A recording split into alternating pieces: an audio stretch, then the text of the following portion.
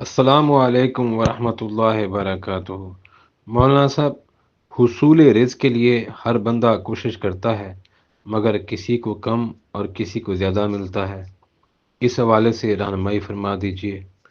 نیز ایک ہی قسم کے روزگار کے لیے اگر تین مختلف لوگوں کی الگ الگ دکانیں ہوں اور ان میں سے ایک بندہ یہ سوچے کہ اگر میں باقی دو سے سب سے پہلے پہنچ جاؤں تو ہو سکتا ہے کہ مجھے روزی زیادہ ملے، تو اس سوچ، اس نظریے کی شرعی حیثیت کیا ہے؟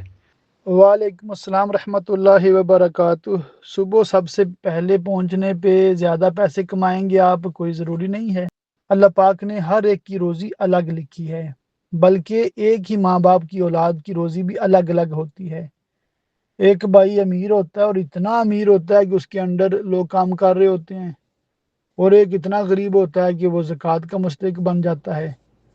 تو یہ اللہ پاک کی تقسیم ہے، اس تقسیم پہ بھی ہم دل و جان سے راضی رہیں گے، مگر جو ہمیں اللہ پاک نے صلاحیتیں دی ہیں، جو وسائل عطا فرمائے ہیں، جتنی عقل اور سوچ اور شعور عطا فرمایا ہے، اس کو بروئے کار لاتے ہوئے بہتر سے بہتر کام کرنے کی کوشش کریں، بزنس تجارت کی زیادہ کوشش کریں، اور کوشش کریں کہ اللہ پاک ہمیں تھوڑے وقت میں زیادہ روزی عطا فرمائے۔ تو جو بھی کام آپ کو حلال ایسا ملتا ہے، نظر آتا ہے کہ اس میں مطلب میں جانتا ہوں، کر سکتا ہوں، اور نمازوں وغیرہ کا بھی مسئلہ نہیں ہے، اور کوئی ایسی بھی پردگی جیسا کوئی حرام کام بھی نہیں ہے، تو اس کو کریں آپ بہتر سے بہتر اپنے لائف سٹائل کو بنانے کے لیے، اپنی فیملی کے لیے، اور بالخصوص غریب مسلمانوں کی مدد کی نیت سے آپ روزی میں، رزق حلال میں تگدو کرتے ہیں، کوشش کرتے ہیں، تو یہ نفل پڑھنے سے بھی زیادہ ثواب ہے۔